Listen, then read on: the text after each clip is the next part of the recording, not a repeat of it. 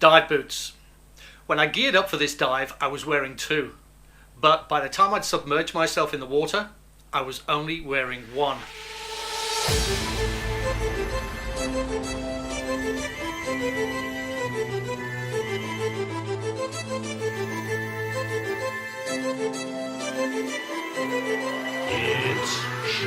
Hey people of the interwebs, it is Q with another scuba diving adventure. Saturday morning, 6:45, 23.5 degrees Celsius already.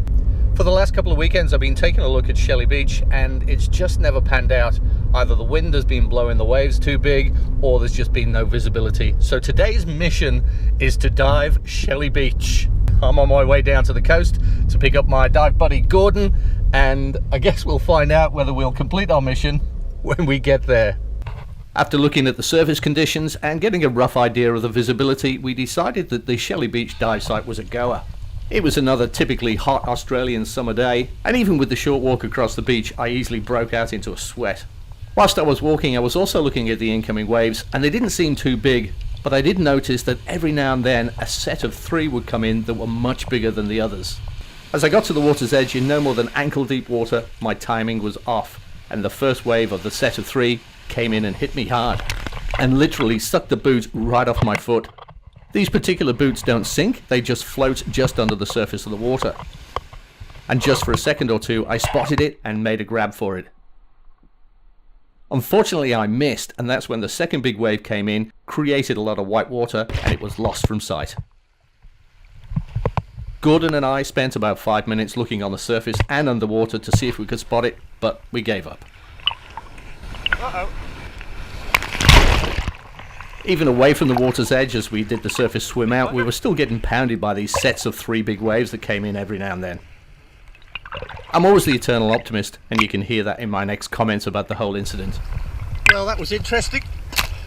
Just as we were getting into the water, a big wave came in and somehow sucked the boot right off my foot. So, spotted it for a second or two on the surface and then it just disappeared. But we got an incoming tide, so maybe, just maybe, it'll wash up and we can collect it on the way back. At the Shelly Beach dive site, there's quite a lot of structure close to the shoreline, so we didn't swim out too far before we decided to drop down into 3.2 meters of water, which is 10.5 feet. Although you can't tell from the video shots, the visibility was actually around 5 meters. Some divers refer to it as snow or dandruff or fluff.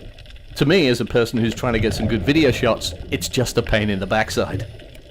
There were a few good-sized fish around and quite a few painted crays as well.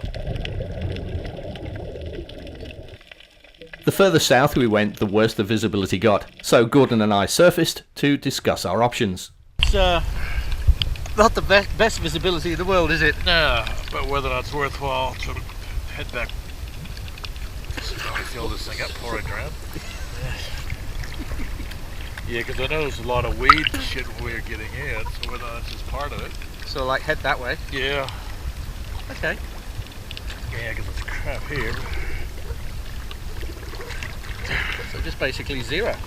With our dive plan reconfigured, we dropped back down and went in search of cleaner water.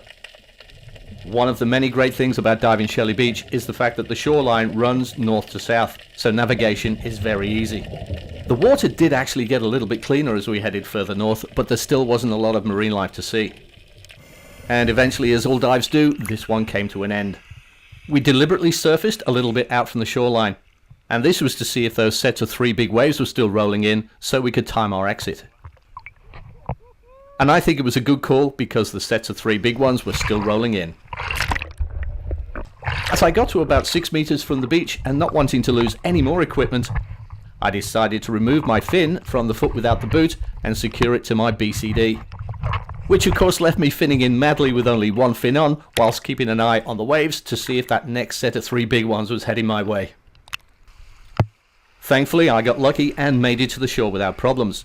And as you can see with Gordon getting out here, when you've got an extra 38 kilos of dive gear attached to you, even the smallest waves can give you a knockaround.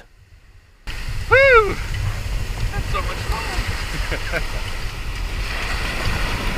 Our total dive time was 63 minutes. Our max depth was 5.3 meters, which is 17.4 feet. The water temperature was 28 degrees Celsius, which is 82.4 Fahrenheit, and the visibility was 5 meters or 16.4 feet. If you've enjoyed this scuba diving adventure with Q and you'd like to see some more, please subscribe to my YouTube channel and don't forget to leave a like on this video. Thanks for watching and take it easy.